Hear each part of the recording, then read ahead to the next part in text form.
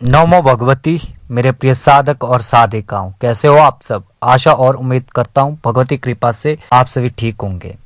आप सभी ने देखा होगा कि जब भी हम कोई धार्मिक अनुष्ठान करते हैं, जब भी हम कोई पूजा पाठ करते हैं, कोई मांगलिक कार्य शुरू करते हैं, तो सबसे पहले श्री गणेश जी की पूजा की जाती है, ताकि हमारे कार्य में जो भी विघ्न बाधाएं आ रही है वो समाप्त हो सके और हमारा कार्य बिना किसी विघ्न के पूर्ण हो सके। और आप सभी जानते हैं कि भगवान श्री गणेश जी सर्वप्रथम पूज्य देव है, और इसलिए भगवान श्री गणेश जी की पूजा हर कार्य में सबसे पहले की जाती है। और जिस किसी व्यक्ति ने अपने जीवन में श्री गणेश जी की साधना कर ली, श्री गणेश जी की उपासना आराधना कर ली, तो उसके जीवन में किसी भी चीज की कोई कमी नहीं रहती। चाहे फिर वो आर्थिक पक्ष हो, चाहे फिर वो आध्यात्मिक पक्ष हो, चाहे फिर वो व्यापारिक पक्ष हो, चाहे फिर वो व्यावसायिक पक्ष हो, कोई भी पक्ष हो, वो हर पक्ष में सफलता को ही प्राप्त करता है और ऊंचाइयों की सीढ़ी को ही चढ़ता है। और आज जो साधना आप सबको बता रहा हूं, यह साधना गृहस्थ साधकों के लिए एक वरदान है, क्योंकि गृहस्थ जीवन में सौभाग्य का बहुत ही महत्वपूर्ण स्थान है। क्योंकि व्यक्ति सौभाग्यशाली हो जाए तो उसके जीवन की हर बाधाएं, विघ्न हमेशा के लिए समाप्त हो जाते हैं। और मेरा मानना है कि प्रत्येक साधक को, प्रत्येक गृहस्थ व्यक्तियों को अपने जीवन में इस साधना को अवश्य करना चाहिए। ये जो साधना है, ये साधना है सौभाग्य प्रदायक गणेश साधना। और इस साधना को करने के बाद आपको पूर्ण रूप से श्री गणेश जी का आशीर्वाद प्राप्त होगा, साथ ही साथ उनकी पूर्ण कृपा प्राप्त होगी।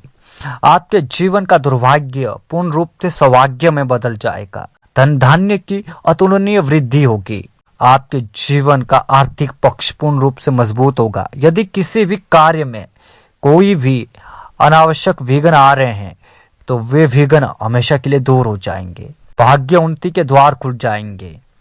और गणेश साधना करने से व्यक्ति की बुद्धि प्रखर हो जाती है, स्मरण शक्ति तेज हो जाती है, और व्यक्ति का बोलने का तरीका भी अपने आप में प्रभावशाली और आकर्षक हो जाता है। इसलिए हर व्यक्ति को गणेश साधना अवश्य करनी चाहिए। और साधना के क्षेत्र में प्रथम सीढ़ी ही गणेश साधना है, क्योंकि आपने गणेश साधना कर ली तो आपकी साधनाओं में होने वाले विघ्न बाधाएं हमेशा के लिए दूर हो जाएंगे और आपको साधना में सफलता अवश्य प्राप्त होगी। ये जो साधना, इसमें आपने ज्यादा कुछ नहीं करना, बहुत ही सरल साधना है। बस आपने करना क्या है कि साधना शुरू करने से पूर्व आपने 11 दिन तक नित्य ध्यान अवस्था में 3 घंटे तक मंत्र का जाप करना है। जो मंत्र मैं आपको वीडियो में दूंगा, उस मंत्र का आपने 3 घंटे तक जाप करना है, केवल और केवल 11 दिन तक। जब आप ध्यान अवस्था में 11 दिन तक 3 घंटे का जाप पूर्ण कर लेते हैं तो उसके बाद ही आपको साधना शुरू करनी है। और उसके बाद आपने करना क्या है कि उसके बाद आपने नित्य पंचोपचार से भगवान श्री गणेश जी का पूजन करना है, उनका चित्र अपने समक्ष रखना है, पीले आसन और पीली धोती धारण करनी है और पीले आसन के ऊपर बैठना है। दिशा आपकी पूर्व या उत्तर रहेगी।